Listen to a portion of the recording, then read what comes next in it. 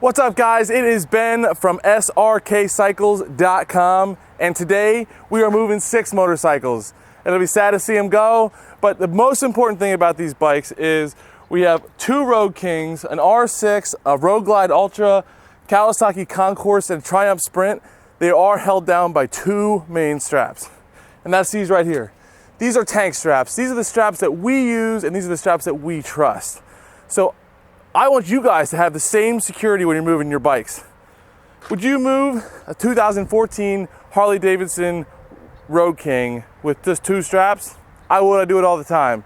I move the bikes around for us, go an hour, maybe 2 hours away, bring them back here to the shop, sometimes delivering them to customers. I met a couple of you guys. That was a lot of fun. But the main thing is, guys, is we are selling tank straps.